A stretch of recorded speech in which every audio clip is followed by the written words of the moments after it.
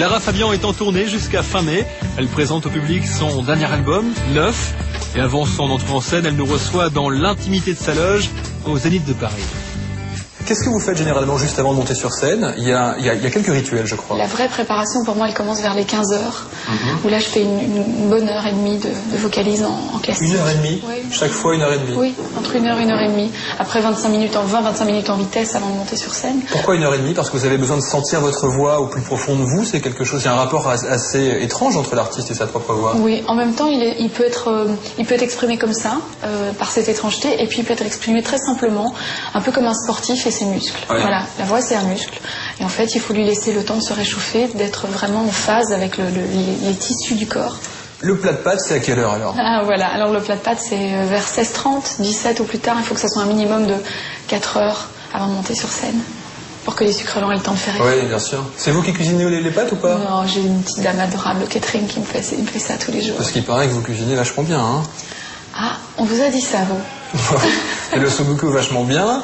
Vous faites un plat particulier, j'ai oublié le nom, mais le mitonné de veau, c'est votre spécialité? Aux artichauts, oui. Aux artichauts? Oui, au cœur d'artichaut, oui, j'adore. C'est vrai que je cuisine, je cuisine bien, je cuisine de façon très simple, familiale, quoi. Pour les gens que j'aime, je cuisine encore mieux en général. Le moment précis où vous montez sur scène après cette préparation, vous pensez à quelqu'un en particulier, à quelque chose en particulier? À l'enfant, moi. À celle qui s'amuse tous les soirs. Ouais. À l'enfant, vous? Oui, je lui parle. Je fais, allez, viens, on y va, là, on s'amuse. Même s'il y a eu 2000 contrariétés, parce qu'il y en a toujours, forcément. La sérénité, c'est un état d'être. Mais après, dans l'action, il y a d'autres choses qui se passent. Donc, j'essaie simplement de la rattraper, de dire, allez, maintenant, c'est toi qui passes devant. Et c'est à ton tour de vous faites une prière aussi, paraît-il? Oui. Ouais. Moi, je suis quelqu'un qui prie beaucoup en général. Vous avez la foi? Profondément, oui. Elle n'est pas rattachée à une religion en particulier. Ni vraiment à ma culture. C'est drôle de dire ça, mais c'est une foi qui renonce au fait de croire qu'on est seul ici-bas. Voilà. Vous avez un chapelet, paraît-il, qui est très important pour vous? Oui. Ça vous fait sourire, ce chapelet? Oui, mais non, ça me fait sourire que vous sachiez tout. Remarquez... Je sais pas tout, hein, mais ça je sais pour le chapelet. Oui, j'ai un chapelet que je porte sur moi, oui. On peut le voir ou pas? Je suis sûr que non, hein. C'est ça, ouais. Alors, ça c'est déjà le premier échec, vous me dites non. Deuxième échec, qui vous l'a offert? Non. Non, voilà, c'est ça. Voilà. Parce que bon, mais vous savez, même si je vous le disais, ça ne vous dirait rien. C'est une personne simplement de grande foi qui était très très spéciale et importante dans ma vie, voilà, et qui m'accompagne encore. Alors, vous n'êtes pas super superstitieuse et pas super rituel en fait? Si, ce rituel de la prière, de ce chapelet, ce signe de croix, monter du pied gauche, passer de l'énergie... se passer de l'énergie par les pouces. Donnez-moi vos pouces. Donnons l'énergie. Voilà. Vous pensez que je vais la recevoir, que je vais chanter correctement après? Peut-être. Voilà, c'est un petit rituel qu'on fait entre nous, comme ça. Des manières de se rassurer? Oui. J'y crois encore. On est vivant tant qu'on est fort. On a la foi tant qu'on s'endort. L'orage au vent. Pour monter sur scène devant 3 à 4 000 personnes, il faut avoir une confiance en soi quand même assez importante parce que... Alors c'est drôle que vous disiez ça parce que moi je suis pas du tout une fille qui a vraiment confiance en elle. D'ailleurs c'est peut-être un des trucs dont je souffre le plus, c'est cette insécurité. Et quand je vous parle de l'enfant, c'est elle qui a le culot, c'est elle qui a l'innocence, donc c'est pour ça que c'est elle que je pousse. On peut être insécure et à la fois être constitué d'un organisme et d'une nature plus dense. Et voilà, ça c'est mon éducation, ça c'est ma chance. C'est que j'ai été élevée par une Sicilienne et un Belge néerlandophone. Alors le mélange des deux, un peu paradoxal ma foi, mais crée une structure, un canevas assez tissé, serré. Voilà. Alors vos parents, puisqu'on en parle, c'est extraordinaire, leur rencontre, ils se sont rencontrés sur un quai de gare. On croit que ça n'existe pas, des histoires comme ça. Et pourtant, c'était il y a 40 ans maintenant. Une histoire d'amour... assez particulière. Papa était vraiment sur le point d'épouser quelqu'un d'autre. Il a vu maman et voilà. Il faut croire qu'il fallait que ça soit comme ça. Les grands-parents, 75 ans ensemble? Oui, 75 ans. Ça met la barre assez haut. Hein. Oui. C'est un rêve pour vous? Oui, c'est un rêve de gosse. J'ai lu votre dossier de presse qui est assez épais. Tous les journalistes vous posent des questions sur l'amour. Je ne vais pas vous reposer 25 000 fois la même question. Mais c'est vrai qu'on a suivi, le public suit dans les magazines vos histoires amoureuses, les réussites, les histoires qui marchent un peu moins bien. Ça vous agace aujourd'hui de savoir que les gens peuvent savoir? Oui, enfin, vous n'avez pas vraiment le choix quand vous faites partie de ces gens dont que la notoriété précède. Et puis moi, j'allais dire, j'ai à la fois cette chance et au sens médiatique parfois ce désavantage, mais je considère avant tout que c'est une chance. Donc je vis avec ces inconvénients-là en apprenant de ces inconvénients et en me disant que l'important c'est que je n'en parle pas. L'important c'est que je sois le plus discrète possible et que ce que je vis, je le vis. Parfois, il me semble important de corriger certaines choses, de m'exprimer sur le fait que quelque chose se finisse et pour ne pas vivre une salissure. Voilà, tout simplement, j'essaie de dire les choses simplement, mais je ne m'exprime pas sur ma vie privée parce que je pense qu'elle ne concerne pas les gens et surtout, je pense que je suis suffisamment ouverte dans mes chansons et je raconte suffisamment de choses dans ce que j'écris. Je t'aime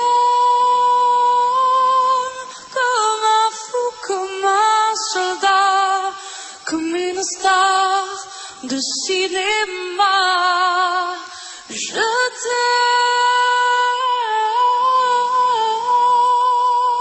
C'est impératif de commencer par une chanson d'amour parce que le public, c'est ce qu'il vient chercher dans ce qu'il voit Lara Fabian.